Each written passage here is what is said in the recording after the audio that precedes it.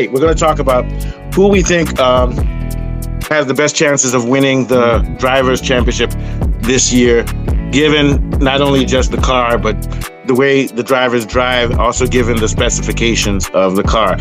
So I think it's clear that when you look at everything in its totality, George Russell should be the favorite because, number one, he's going to have the most powerful engine, the best power unit. Supposedly, none of this has been verified, but supposedly Mercedes has the best powertrain and engine. They also have the compression thing, which is supposed to give them an advantage. And also, because the cars are going to be nimble and have very little grip and stability relative to other cars in the past, George Russell's driving style, which is smooth and fluid, should be able to handle low-speed corners with less grip. So when you look at it all, if maybe Verstappen is just as good as he is and actually better at dealing with low grip, he's still very good. He's in the middle tier with Piastri. The top tier for grip is Leclerc and Verstappen, but he's still good at that. Much better than what's his name, Norris and Hamilton. And then also he has the best machinery, most likely because of the power of the engine. Then the analytical part where you're going to have to be able to deploy energy and manage the race and everything. He's the best in F1 at it. Maybe Verstappen's right there at him. He's probably a little bit better than Verstappen at multitasking, because you're going to be able to multitask. It gives him what looks like right now an overwhelming advantage to win. I still think the max factor will be right up on his ass, but we'll see. Then we have to look at the rest of the crew then. So I think it's going to be close between Verstappen and Leclerc and Norris and Piastri. They're going to be the second tier. Verstappen is probably the better driver than all of them, but McLaren is going to be having the Mercedes engine too. So Norris and Piastri will have better machinery than Verstappen, maybe. All of this is maybe, but I don't think it's going to be enough for them to beat him. You saw how close he came to winning the championship this year in inferior machinery. I think he's going to be ahead. 2 points. Yeah. He's going to be ahead of the McLaren guys, but I think that George Russell might be slightly ahead of him unless Red Bull can do something revolutionary and get their car closer. So I'm going to have him. Now, the question of between the McLaren guys, I'm actually going to go down on a limb and say that Piastri is going to beat Norris because Piastri's driving style is a lot like Russell. It's smooth, even though he's an oversteery type of driver and likes to have a V-line. He's very smooth, and that type of smooth driving will help on tracks where it's low downforce, and I think he's going to have that. And also, he's also been improving his rate of improvement. His rate of improvement from 24 to 25 was great. I think you're going to still see it. I think Norris is great, but I think relative, he's going to struggle because he's not going to have the type of stability he likes, because he's a precise person who likes to brake late. He likes to brake precisely and everything. But I think there might be a little bit too much understeer and instability on these cars for him, which might actually have Piastri beating him. And we know Piastri is very methodical, learns from his mistakes and everything.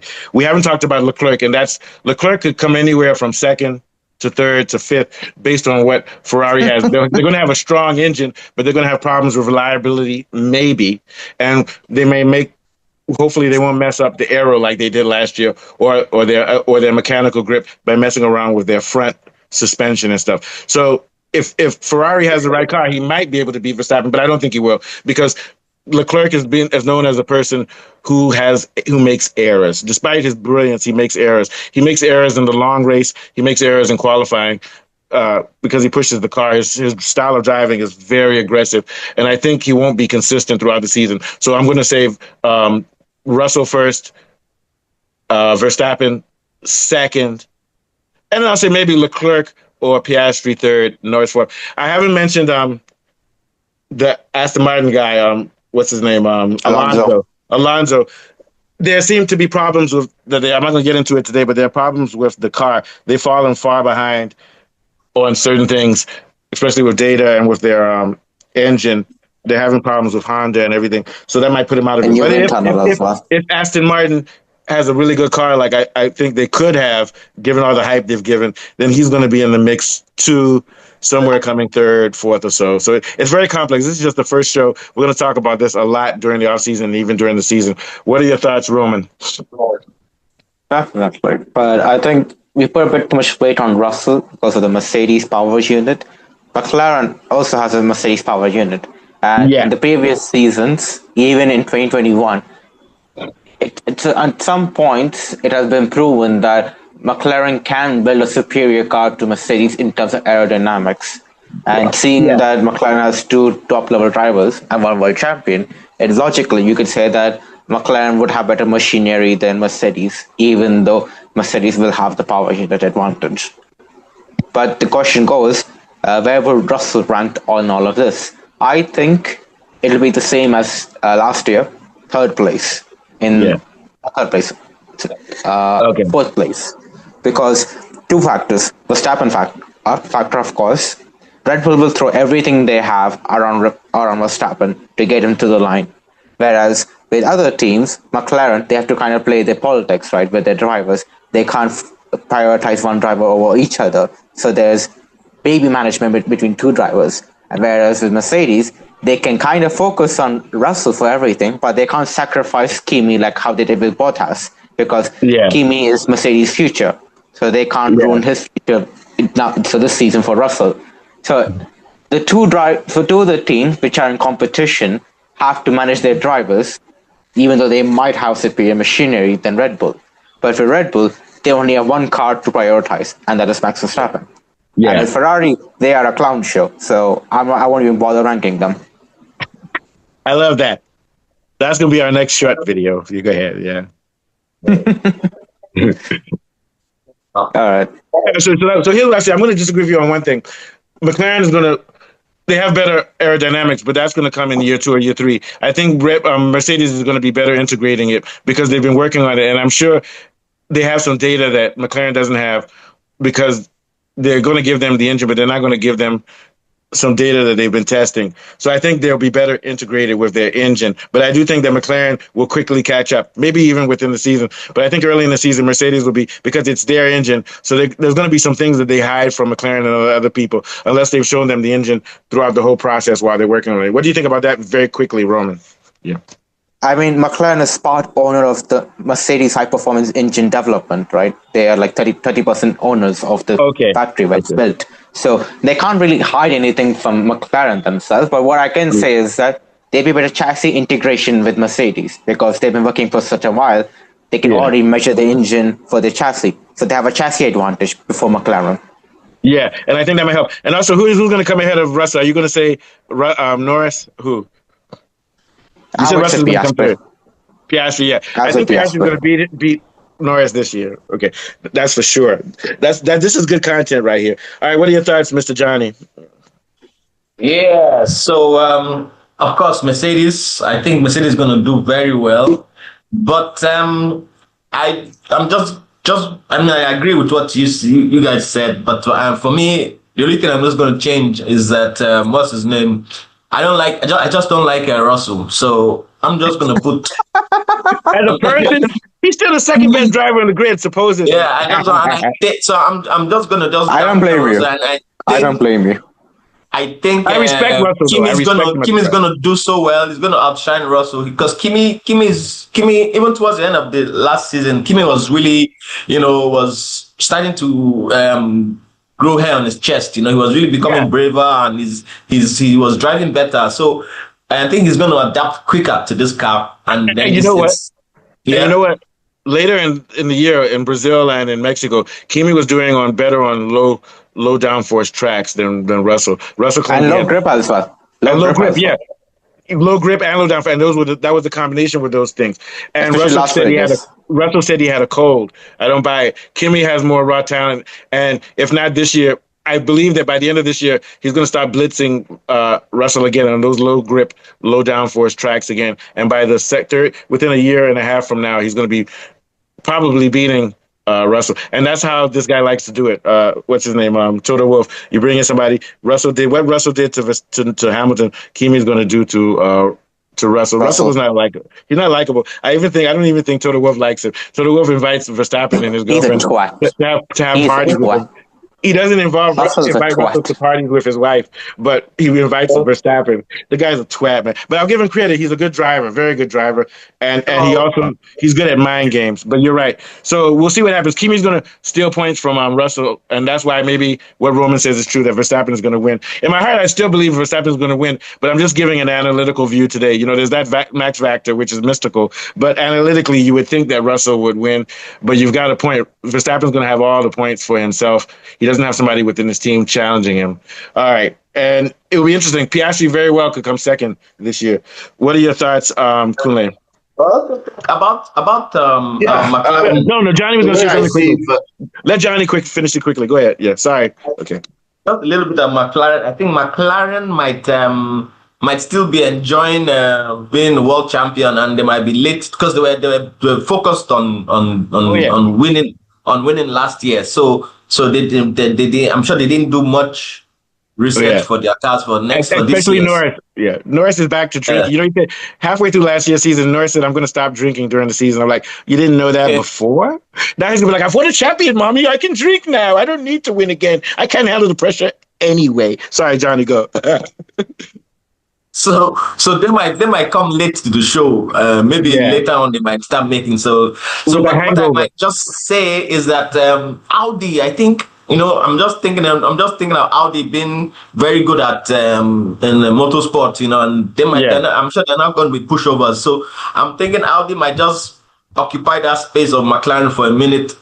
So you have Audi as an extreme dark horse. That's what you call extreme dark horse. Yeah, I think Audi is going to surprise us. You know, if not, it's going to be like two extremes. I think they're going to surprise us. So you're not going to hear anything from Audi. I think at best Audi.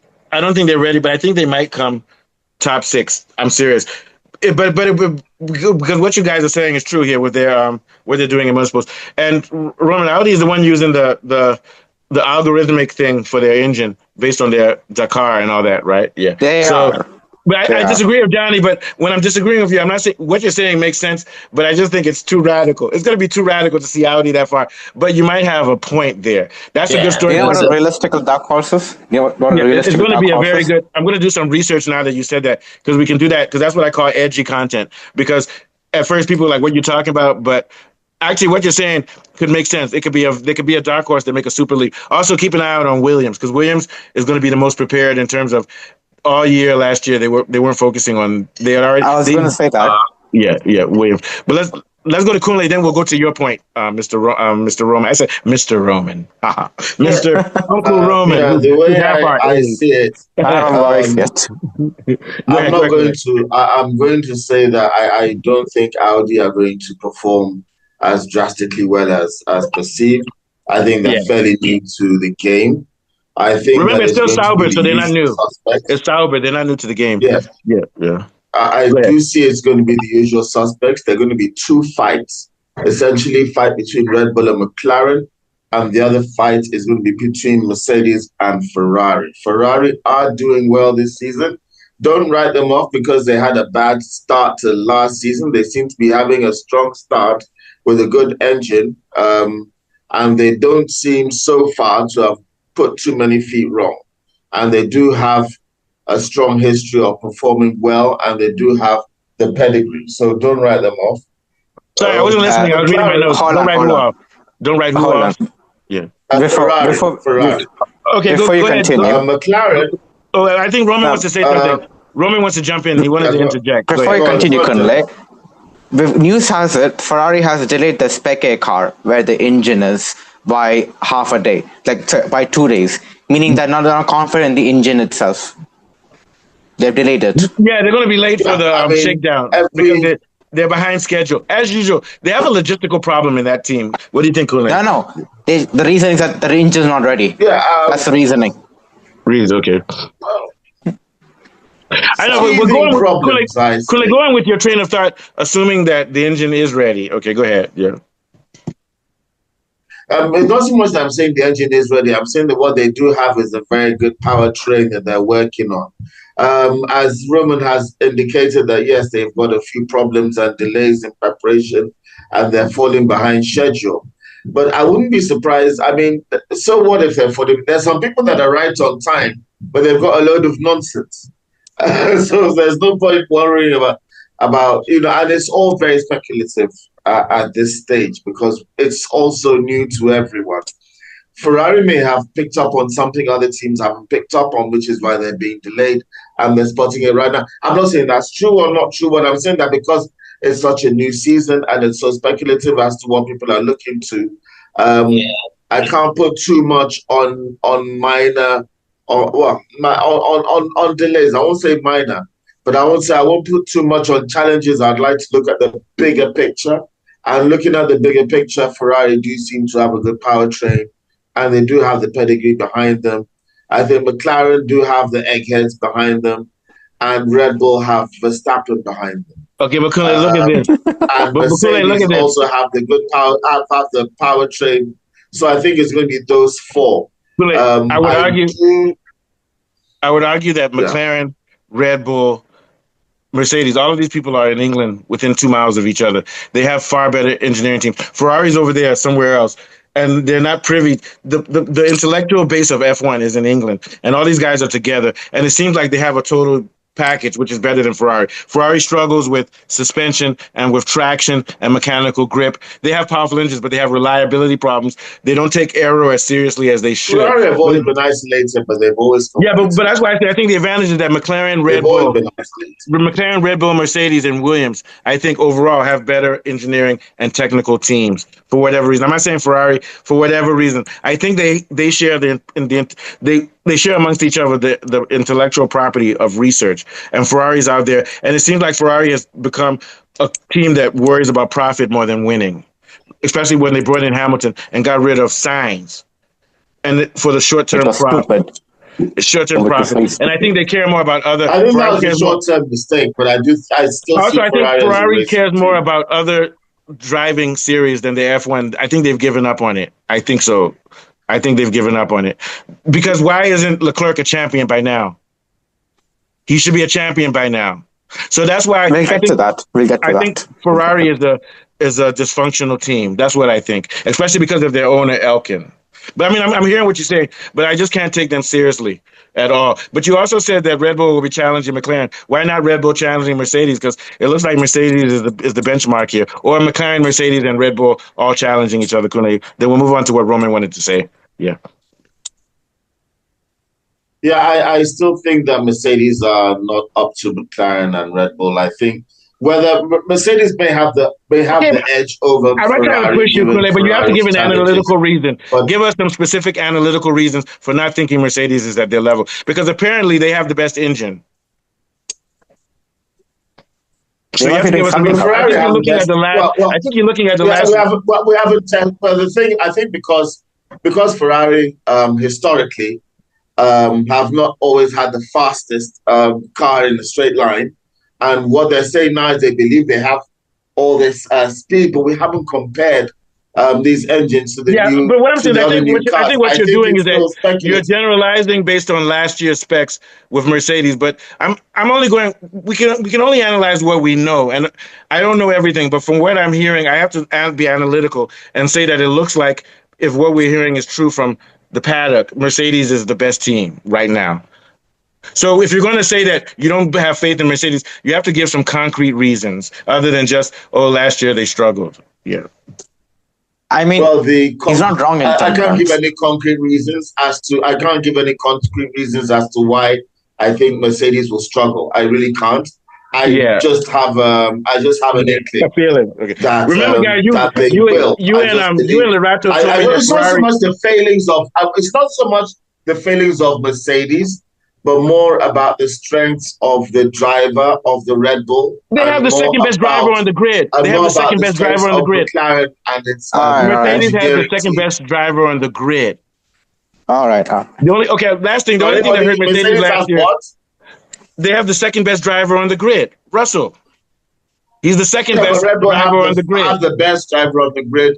Yeah, that's Red Bull. But I mean, you're talking about Ferrari. Ferrari was rubbish last year. But anyway, we'll continue. No, I'm putting Ferrari as third, fourth. I'm not putting them as first, second. I'm looking at Mercedes, whether they can be third or second competing. Yeah, with McLaren. I think they may not have an edge over Ferrari. That's yet to be seen. I'm not putting Ferrari possible because I still believe I don't have an analytical reason yet, but I have a feeling that Red Bull is going to nail it this year in a good way. Go ahead, Roman. Go ahead, Roman. Yeah. I have two things to say. One is Yeah. to collaborate Kunle's feeling about Mercedes may not be the best. And that one reasoning being is that the aerodynamics can be completely done. The Oh, reasoning yeah. is They that stuck in aerodynamics. recently, Yeah. aerodynamics, the reasoning is that recently in their wind tunnel, they've been getting a lot of errors. Basically, it was Williams, who uses Mercedes wind tunnel. What they said is that the Mercedes wind tunnel is hitting a benchmark, a roadblock, sorry, it's hitting a roadblock where they can't extract enough data to understand what's exactly going on between the side pods and the rear guards. So if the Mercedes wind tunnel is having struggles having computing these side pod designs and whatnot's going on, then one could clearly say that Mercedes will have a harder time designing aerodynamic package for this year. So Yeah. for Kunle's, yeah, there's some collaborating thing for it, but at the same time, it's Mercedes, so you can kind of rely on them to fix it up quite soon and do something with it. I think the So problem with Mercedes is that maybe they rely too much on data and they don't have any intuition. Like we know that Red Bull yeah, is the exactly opposite. that. Yeah, Exactly that. Red Bull is the opposite. They have intuition, then they test the data on it. Mercedes doesn't seem to have an intuitive base or a hypothesis. They just want to see, and that's why I think Red Bull might be good because it's an aerodynamic team. It's also a good team when it comes to setup, where once you deal with the car you have, you can go set Yeah, up from race I to race. also question Mercedes racecraft, and racecraft is always pretty much Yeah, but similar. I think that that goes they've to not had very Russell. good Russell has racecraft good last year. racecraft. Russell has very I'm good not saying racecraft. Russell. I'm talking about the team as a whole, not so much Yeah, but Russell. how can you talk about a team with racecraft? It's the driver that's the racecraft. Well, I mean, when they come to decisions as to tire strategy You mean and cars strategy? Strategy Yeah, and and all that. strategy, Oh strategy. yeah, okay, but here's the thing: Russell will yes, override anything. Russell is that good when it comes to. Russell was doing. Let me tell you, About that. the only thing that held Russell back last year was that the Mercedes car has problems in which it overheats the tires, and they were screwed on the front flexi wing, so they didn't have enough And the downforce floor was on. horrible. The Yeah, floor was on horrible. high speed court. So he didn't have the machinery. So their failings last year wasn't strategy. It was the machinery was good on certain types of tracks. They have good traction. They have good downforce. But like you were saying, it's funny that they have good mechanical downforce from mechanical, but not good from the floor or from aerodynamic. So that aerodynamic problem is going to mess up anything with strategy. you What do you think think? Another Okay, hold thing on, to Cooley, hold add on. Then yeah, go ahead. Yeah, yeah. Another thing to add to the point is that about they relying too much on data. It's 2022, right? For many years, Mercedes had an infinite budget, so it made sense to follow the data, right? If the data was inconsistent, do the data again and again and again until you find it, right? The Yeah, problem is we live in a cost cap era where whatever data you have, you live with it. You can't change the data wherever you like and spend enough infinite money to do it. So yeah, Mercedes is used to this follow the data philosophy for so long that whenever in season they do development and data is inconsistent between track and the car, they kind of become like a screenshot, right? They're frozen within the tracks. They don't know what to do. And yeah, 2022 is a great example of this. Is that when Lewis Hamilton, in the same race, Brazil, was struggling to find any rear grip, Russell was fine, right? He got a lot of front end grip and he was able to win that race in 2022. So Mercedes was like, well, Russell won the race, so the car's doing fine. And Hamilton just has some issue. But yeah. but that issue went on, and in 2023, midway through, they saw what was happening and said, like, okay, screw this design, we'll go with a new one. So midway through, they went with a new design, and Hamilton started to do a lot of things, right? He became his old Hamilton, getting podiums left, right, and center, doing beautiful overtakes, a lot of fakes, classic Hamilton. And Yeah. 2024, again, same curse. They went with this data oriented again, had a new floor design, had new suspensions, had new front wing, rear wing, everything. And guess what happened? Absolute disaster. That car had no stability. Only during Silverstone, they had an upgrade package which introduced some stability, allowing Hamilton to win. And they went on with that run where George Russell, who won Belgium, I think it was, but he got disqualified for being underweight. Then Yeah, that Hamilton was 2 years inherited ago. that. Yeah, yeah, Yeah. Then again, he won in Austria. That was a bit of lucky because Norris and Verstappen took each other out, and he just inherited the win. Same thing again happened, whatnot. So Mercedes, their philosophy of following data so many times kind of backfires. And Yeah. I think they'll continue again with this year as well, Yeah. where they follow data so much, and because Russell's not helping it either, right? Russell's very data orientated, so he'll trust the data more than his own instincts. That's another Yeah. problem of Russell's. That's a good one. Man, we got some high quality content today. This is a separate show from the one we did Before earlier. we That's leave, really good. Yeah. before we leave, Yeah. I have Go a ahead. real dark horse, and that's not Williams. It is Alpine. For one reason They alone, got power. these now they got the Mercedes engine, and they just screwed the aero design. They spent all of the aero design for last year on 2026 before Williams did. So one could say the Alpine is a dark horse, and Pierre Gasly is underrated Gasly is as well. fantastic. He can drive. He's Yeah, got good grip. In fact, Gasly was the one with Verstappen and who was the other one? Ocon. They were driving in the rain like it was nothing in Brazil. That boy can drive. 2024 Brazil. Yeah, that boy can Mwah. drive. It's just that last year the car, like you said, they put that, but that boy can drive. That boy can drive. I keep Exactly. saying the same thing. That boy can drive. All right, last thoughts, Kool-Aid, then Johnny will take us his last thoughts, and we're out, man. Very Yeah, good show, guys. it's exciting to see how Alpine could be more competitive. I think that they could be faster, but I don't think that they'll be right up there. But I think that they could definitely move That's up. another edgy down for another edgy Yeah. dark horse. Yeah. Yes. Audi. Too many questions right now. I think. Yeah. I think it's an experiment that might have gone too far. Yeah, we'll see though. I have a Yeah. feeling I have faith in Audi because I like Wheatley, but Wheatley is more of a logistical guy, so we have to take a closer look at the Audi engineers and technical guys. All right, I get the Williams. I get the feeling Williams are going to be between 8th and 12th. They're just going to build on that. They And should then have. They came fifth No. last year. They'll be top up there. five. They'll be year. top five. Williams will Top be five. top five. I think they'll be top 5. Yeah, they came fifth last year, but they have the engineer. But we'll Which see. was a surprise, by the way. Which was a surprise. They didn't Yeah. do much upgrades at all. And also, what's his name is a data guy too. Vowels. He trusts the data a lot, but now he's got Science. I don't know how much. Science is a good combination of intuition and data analysis. That's a very good thing. And you've got his teammate Alex Albon. Albon is an intuitive driver, and Albon is so happy. He's actually happy Science is there, even though they're competing. Because he said that Science helps him articulate what's wrong with the car that he wanted to articulate. But as Science would say, "Yeah, I knew that, but I just didn't know how to say it." And also, Science has that personality where he doesn't have an ego. It doesn't mean he's not competitive, but it means he's not going to hate you.